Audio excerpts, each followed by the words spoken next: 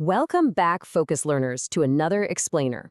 Today, we're unpacking one of the absolute most defining, and let's be honest, complex geopolitical events of the 21st century, the Iraq War. Spanning roughly 8 years from 2003 all the way to 2011, this was a conflict that literally reshaped the Middle East, altered global geopolitics, and left an incredibly multi-layered legacy. Our goal today is to take a rapid, highly structured, and completely objective dive into the established source material. We want to understand exactly how this conflict unfolded, why it happened in the first place, and what its lasting impacts really are. Okay, let's dive into this. To untangle this whole complex historical event neutrally, we're going to follow a clear chronological roadmap. First, the road to war. Then, invasion and occupation, followed by insurgency and civil war. After that, we'll look at the surge and withdrawal, and finally, wrap up with the costs of conflict. All right, Section 1, the road to war. To really get a grip on the pre-war climate, we need to understand the profound, rapid shift in U.S. foreign policy, especially a much more aggressive stance on Iraq right after the September 11th attacks. Let's walk through this rapid timeline of escalation. Immediately following those devastating attacks in 2001, the Bush administration began laying the public groundwork for regime change in Iraq. It escalated quickly. By January 2002, President Bush famously labeled Iraq as part of an axis of evil. And that momentum just kept building until February 2003, when U.S. Secretary of State Colin Powell stood before the UN to present the administration's case that Iraq was hiding unconventional weapons. So the crucial point is, the administration's primary public justification rested heavily on one specific, massive threat: weapons of mass destruction, or WMDs.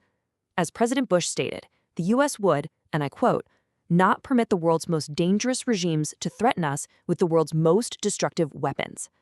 The argument was that Saddam Hussein possessed biological and chemical weapons, was actively pursuing nuclear capabilities, and, perhaps most alarmingly for the public at the time, could potentially share these with terrorist organizations like al-Qaeda.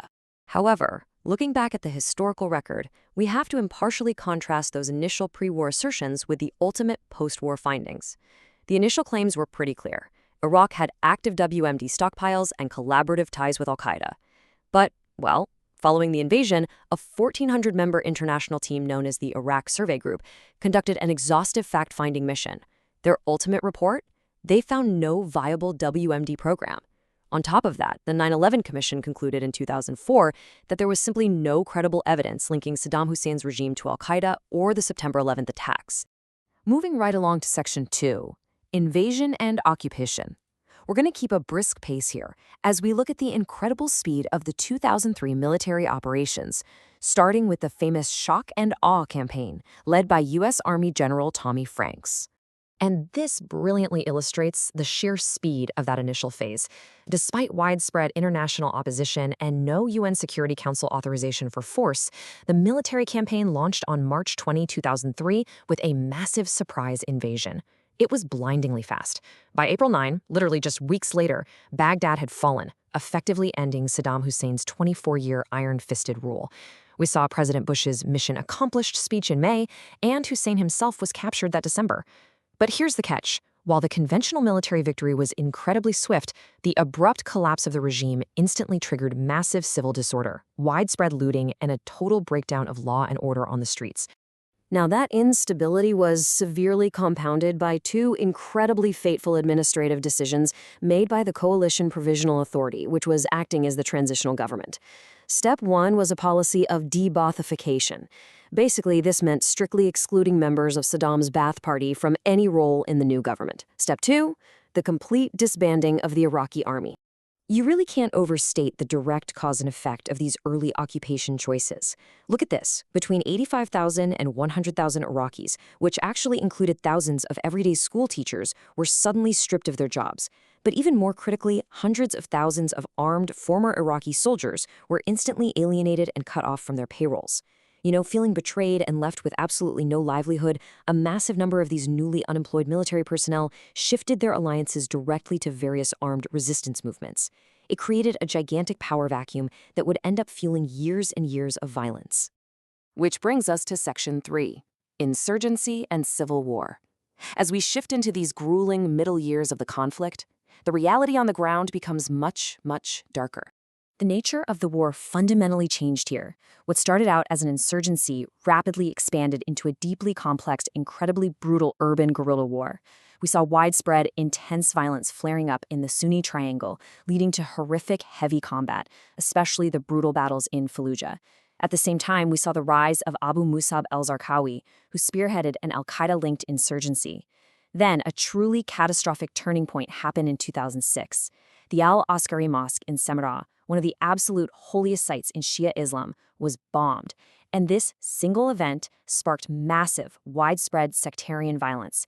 Mixed neighborhoods in Baghdad were ethnically cleansed by rival militias, like the Shia Mahdi army. It was literally tearing communities apart from the inside.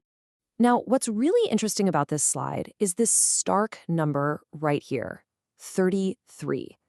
In the immediate aftermath of that mosque bombing, the U.S. military calculated that the daily homicide rate in Baghdad alone hit 33 deaths per day. That had essentially tripled from its previous average.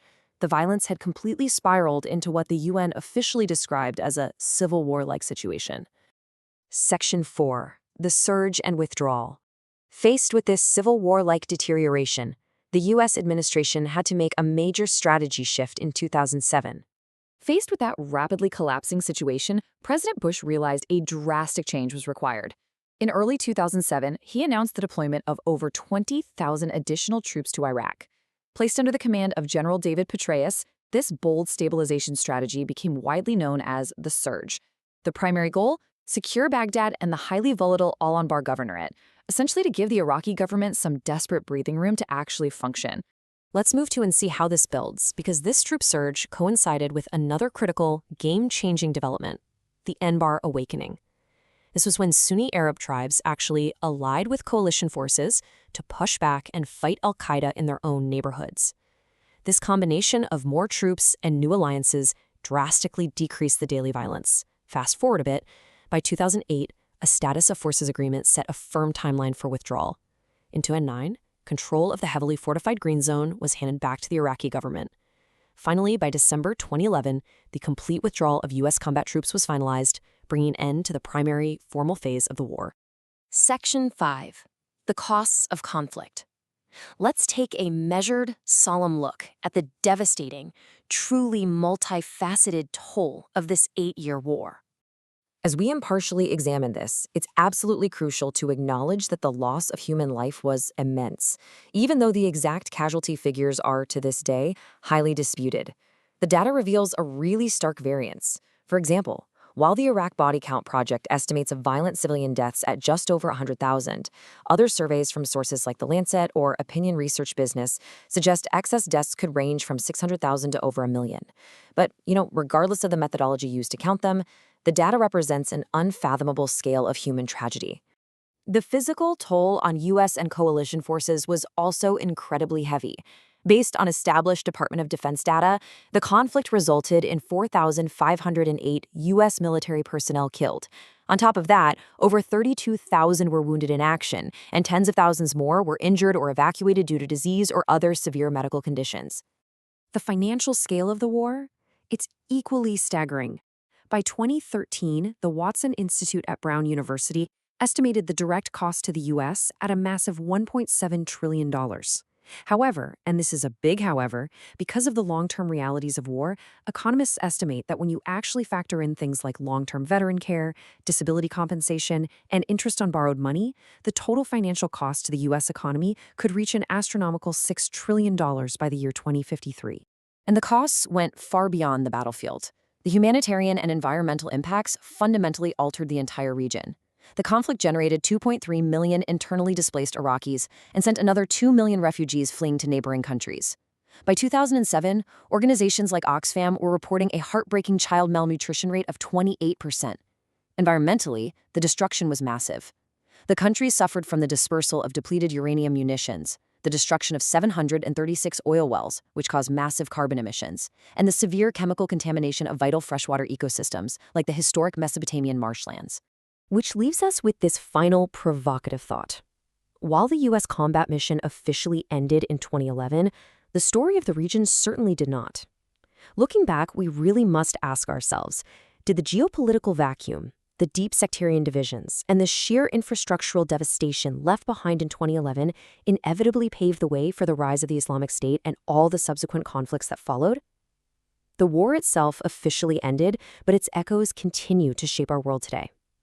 Thank you so much for joining me on this explainer, and keep questioning the history that builds our present.